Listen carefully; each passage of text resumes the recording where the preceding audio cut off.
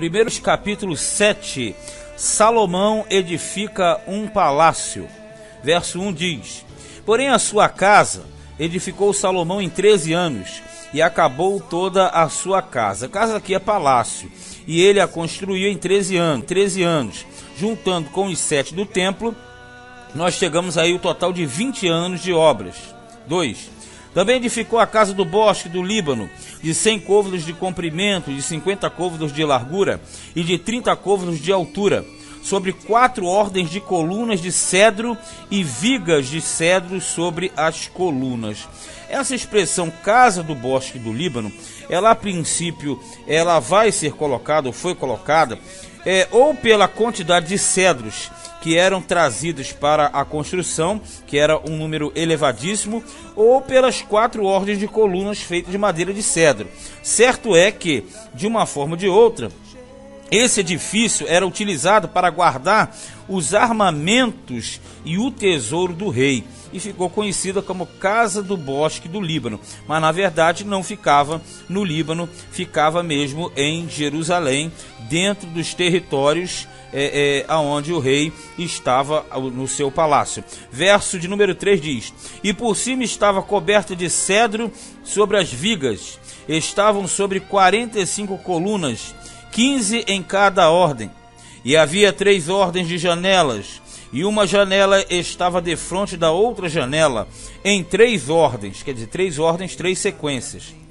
Também todas as portas e ombreiras eram quadradas de uma mesma vista, e uma janela estava defronte da outra, em 3 ordens, a mesma coisa. Depois fez o pórtico de colunas de 50 côvados de comprimento e de 30 côvados de largura, e o pórtico estava defronte delas, e as colunas com as grossas vigas defronte delas. Vamos entender aqui essa questão dos côvados. Você já sabe, é só dividir pela metade e você vai ter a marcação, a medida em metros. Já no versículo 6 fala do pórtico de colunas. Esse pórtico de colunas, ele não é descrito com exatidão. Então, na verdade, nós vamos ficar aí no sentido de que provavelmente seria a entrada da casa do bosque do Líbano, correto?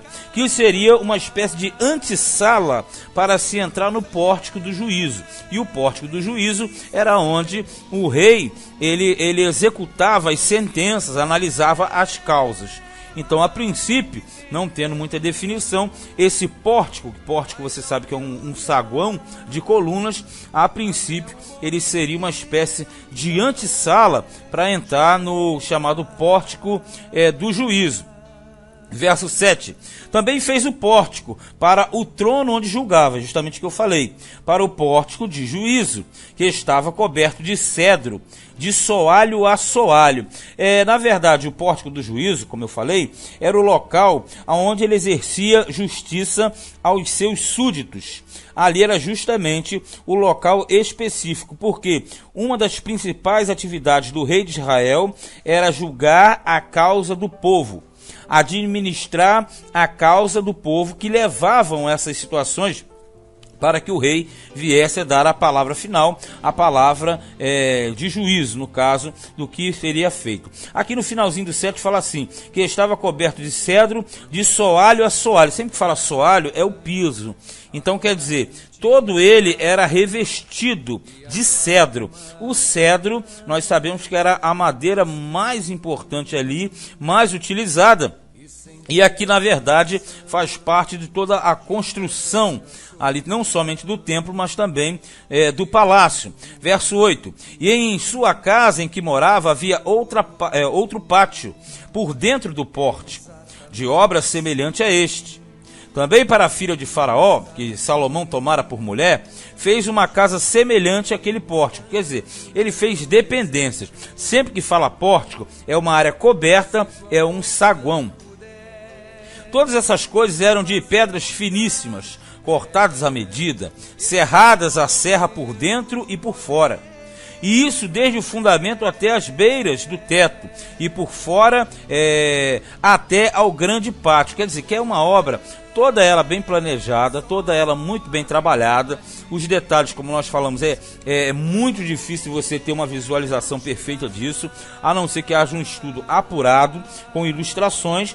Mas nós temos aqui uma descrição do que foi, melhor dizendo, aquilo que Salomão ele estava trabalhando para a construção desse grande templo e também do grande palácio que foi o dele. Também estava fundado sobre pedras finas, pedras grandes, sobre pedras de 10 côvados e pedras de 8 côvados, e em cima sobre pedras finas, lavradas segundo as medidas, e cedros. É o material, a matéria-prima. E era o pátio grande ao redor de 3 ordens de pedras lavradas. Sabe que pedra lavrada é pedra trabalhada, com uma ordem de vigas de cedro. Assim era também o pátio interior da casa do Senhor e o pórtico daquela casa. Aí está fazendo uma semelhança justamente desse pátio. Se você lembra, lá no capítulo 6, verso 36, nós falamos dessas ordens também. Nós falamos que esse tipo de arquitetura era justamente para evitar e proteger, proteger de possíveis terremotos que abalavam as construções, para que elas ficassem mais fortalecidas. E ali nós temos esse desenvolvimento. Aqui, a partir do 13, nós teremos aqui uma relação de diversas obras para o templo.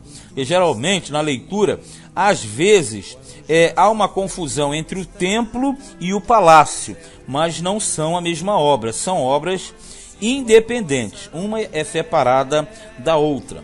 Verso 13 diz: E enviou o rei Salomão mensageiros e mandou trazer a Hirão de Tiro.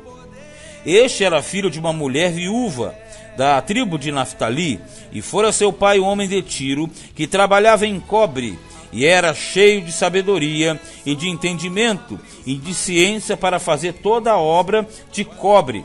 Este veio ao rei Salomão e fez toda a sua obra. Lá no segundo livro de Crônicas, chama esse Hirão aqui de Hirão Abi, ou Hirão Abiú, que na verdade não é o rei de Tiro, mas sim um homem, um artífice, um construtor que tinha habilidade na construção, e ele também se chamava Hirão.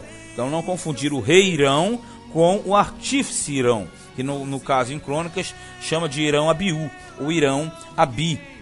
Este era filho de uma mulher viúva, que diz no 14, quer dizer, então o pai, na verdade, era de Tiro, era Tírio, mas a mãe era de Naftali. Então havia uma certa ligação entre esse homem e a cultura de Israel, por parte de mãe.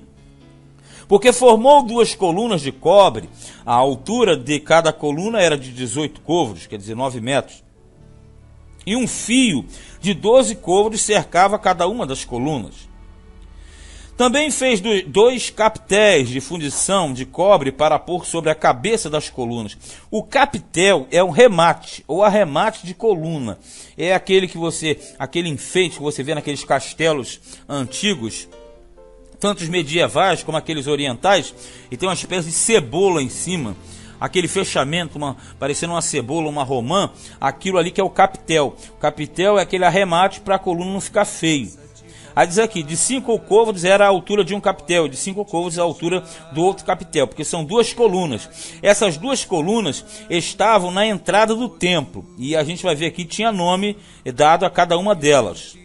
As redes eram obra de rede, as cintas de obra de cadeia, para os capitéis que estavam sobre a cabeça das colunas, 7 para um capitel e 7 para o outro capitel. Quando fala aqui rede, e quando fala cintas, aqui está falando da ornamentação que passava em volta daquela coluna e de toda a obra do artífice que era feito como moldura naquela parte. Assim fez as colunas juntamente com as 2 fileiras, ao redor sobre uma rede, para cobrir os capitéis que estavam sobre a cabeça das romãs. Aqui está vendo romã? Romã também é o desenho da romã. Assim também fez com o outro capitel. E os capitéis que estavam sobre a cabeça das colunas eram de obra de lírios no pórtico. Lírios quer dizer desenho dos lírios, de 4 côvados. Os capitéis, pois, sobre as duas colunas estavam também defronte, em cima do bojo que estava junto à rede. Quando falar rede, já falei, ornamentação, desenho da rede, uma espécie de grade. E 200 romãs em fileiras ao redor estavam também sobre o outro capitel. Depois levantou as colunas no pórtico. É aqui que já vai entrar numa questão mais detalhada. A gente entende que está falando de toda a ornamentação que foi feita na construção do templo. Aí diz assim: depois levantou as colunas no pórtico do templo, e levantando a coluna direita, chamou o seu nome Jaquim, e levantando a coluna esquerda, chamou o seu nome Boaz. Cada coluna aqui tem um significado. A coluna chamada Jaquim e a outra Boaz, né? A coluna chamada Jaquim, ela na verdade, ela significava ou significa Yahvé estabelecerá o trono de Davi para sempre. Essa primeira coluna, a coluna Jaquim. Toda a expressão é a que eu falei, vou repetir. Yahvé estabelecerá o trono de Davi para sempre. Só que tem uma forma abreviada. A forma abreviada de Jaquim significa simplesmente Yahvé estabelecerá. Isso é a forma abreviada. Yahvé estabelecerá. Já a segunda coluna, que é Boaz, significa: na força de Yahvé se alegrará o rei.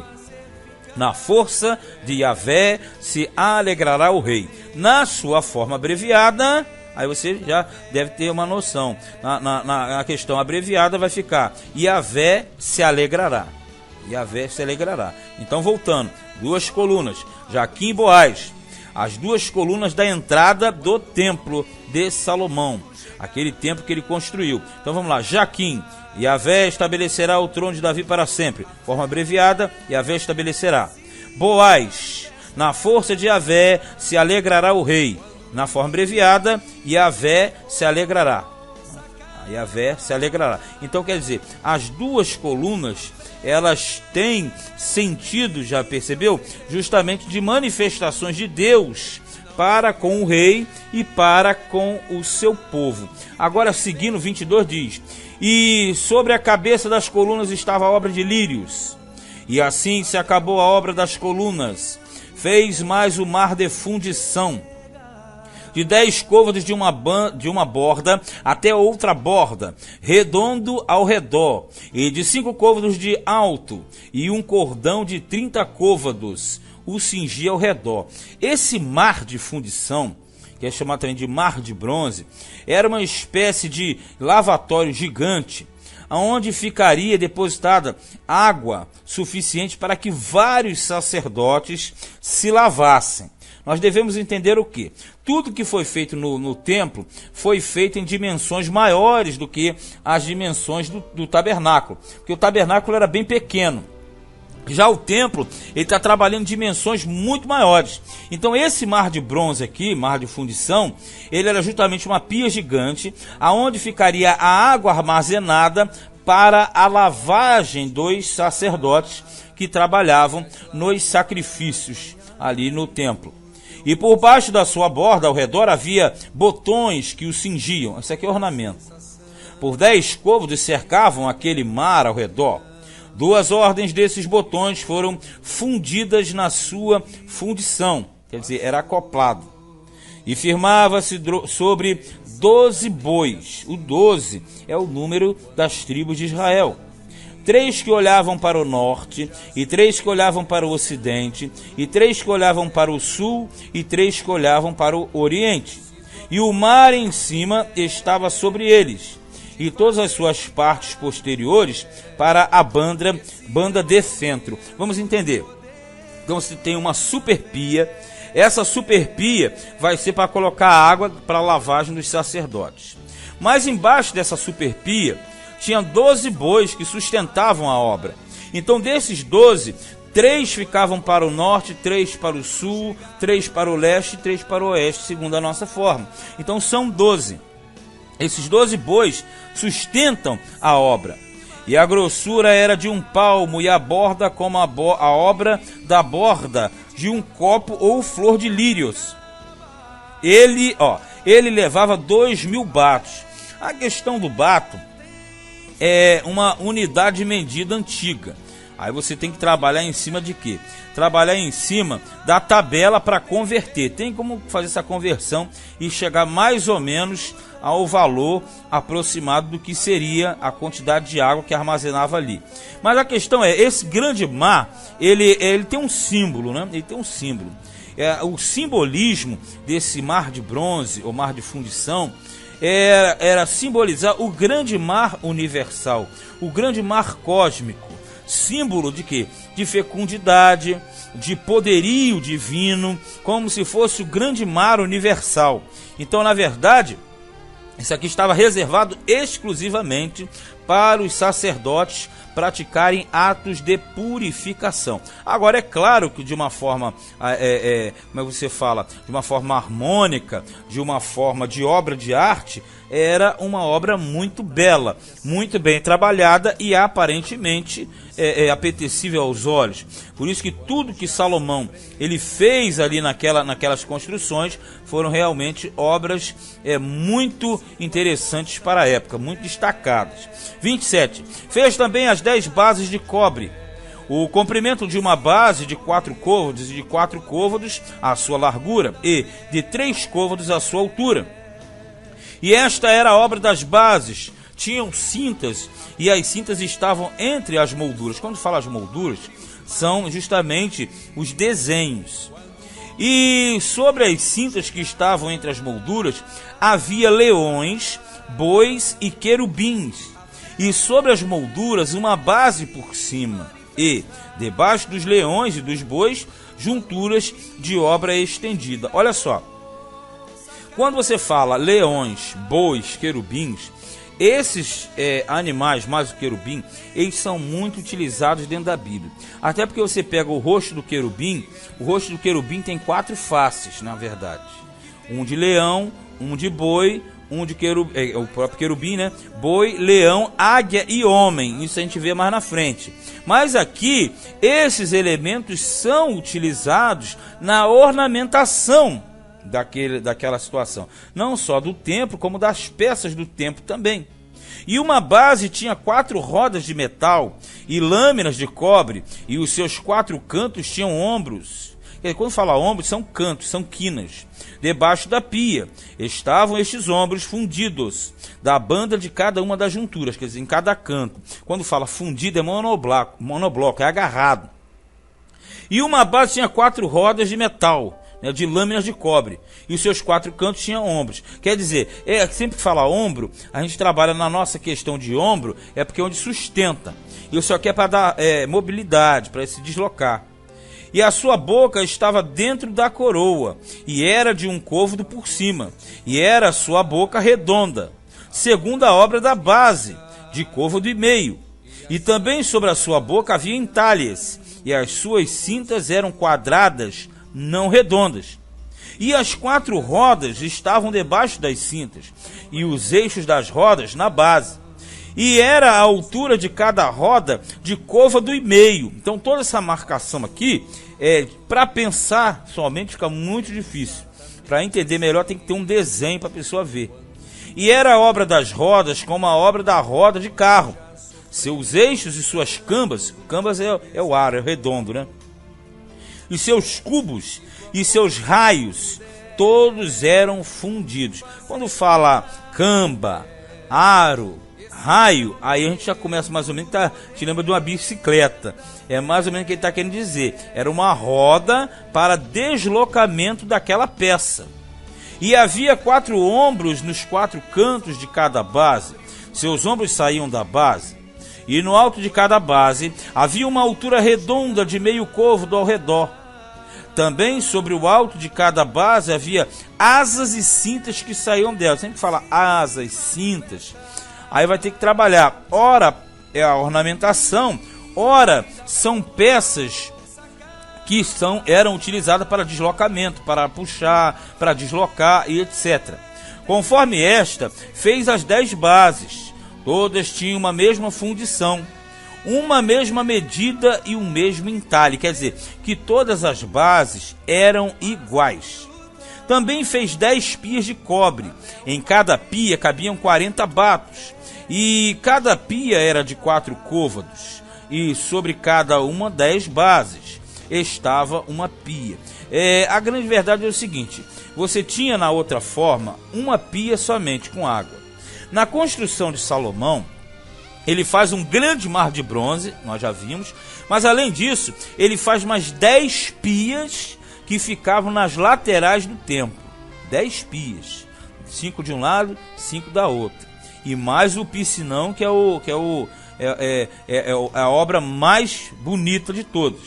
E pôs 5 bases à direita da casa e 5 à esquerda da casa. Porém o mar pôs ao lado direito da casa para a banda do oriente, da parte do sul. Sempre o oriente é o lado que nasce o sol, e sempre o oriente é o sentido de Deus, sentido divino. 40. Depois fez Irão as pias e as pás e as bacias. E acabou Irão de fazer toda a obra que fez para o rei Salomão, para a casa do Senhor, o templo. A saber, as 2 colunas e os globos dos capitéis, que estavam sobre a cabeça das 2 colunas. E as 2 redes para cobrir os 2 globos dos capitéis que estavam sobre a cabeça das colunas. E as 400 romãs para as 2 redes, a saber, 2 carreiras de romãs para cada rede, para cobrir os 2 globos dos capitéis que estavam em cima das colunas, juntamente com as 10 bases e as 10 pias sobre as bases.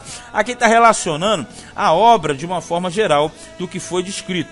E os 2 capitéis, você sabe, sobre as 2 colunas, Jaquim e Boaz. 45. E os caldeirões e as pás e as bacias e todos os seus utensílios que fez Irão para o rei Salomão. Irão, Abiú, ou Abi. Para a casa do Senhor, todos eram de cobre brunido. Cobre brunido é o cobre, digamos, polido, reluzente, brilhante. Na planície do Jordão, o rei os fundiu em terra barrenta, entre Sucote e Sartã. A questão do Jordão, quando fala ali, o terreno arenoso, aquela terra molhada. Por quê? Geralmente, essas peças de metal, elas eram derretidas a alta temperatura e se faziam formas no chão. Então, na verdade, as formas mais antigas eram feitas no próprio chão. Derretia-se o metal, fazia a forma no chão, jogava o metal derretido ali. Quando o metal secava, automaticamente tomava a forma e a silhueta daquela forma que tinha sido colocada ali. Por isso, quando fala na planície do Jordão, o rei os fundiu em terra, quer dizer, onde fez as molduras. E deixou Salomão de pesar todos os utensílios pelo seu excessivo número, não se averiguando, pois o peso do cobre. Também fez Salomão todos os utensílios que convinham à casa do Senhor, o altar de ouro e a mesa de ouro, sobre a qual estavam os pães da proposição, a mesma coisa do templo, a mesma do tabernáculo, só que em dimensões maiores em alguns casos. E os castiçais, 5 à direita e 5 à esquerda, diante do oráculo, de ouro finíssimo, e as flores e as lâmpadas e os espevitadores. O espevitador é o pavio, também de ouro, como também as taças e os apagadores. O apagador era uma pecinha que você mexia para apagar a chama. E as bacias e os perfumadores e os braseiros de ouro finíssimo, e as coiceiras para as portas da casa interior, para o lugar santíssimo. Quando fala as coceiras, são os cantos, as junções do canto. E as das portas da casa do templo, também de ouro. Assim se acabou toda a obra que fez o rei Salomão para a casa do Senhor. Então trouxe Salomão as coisas santas de seu pai Davi, tudo aquilo que Davi tinha juntado para o tesouro. A prata e o ouro e os utensílios pôs entre os tesouros da casa do Senhor. Lembrando que agora, com a construção do templo, com várias dependências, você tem a tesouraria, que vai ser uma área, uma sala reservada para armazenar todo aquele material que era consagrado ao Senhor, geralmente conquistado em guerras, e era consagrado a Deus. Agora, se você percebeu, esse capítulo ele conta vários detalhes. Uma coisa que eu não falei, aqui quando fala de 5 castiçais de um lado e 5 do outro, são um total de 10. É a mesma coisa. Quando ele fez o templo, ele colocou 10 pias novas. E ele coloca mais 10 castiçais novos. Detalhe, esse castiçal, ou estes castiçais aqui, não anulam o menorá, que é aquele principal. Aquele ali, ele ainda estava no sistema. Porém, ele criou mais 10, porque o ambiente era muito maior.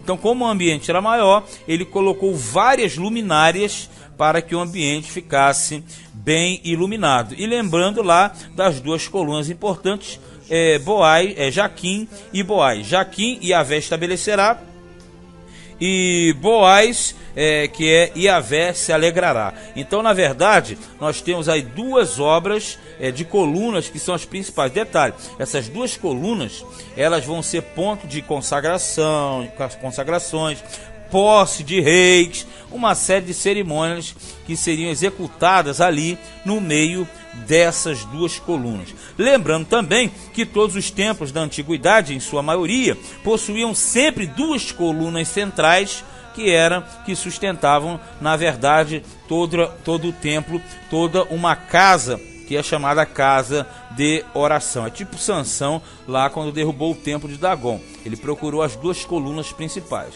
No caso aqui, as duas colunas principais do templo chamavam-se Jaquim e Boaz.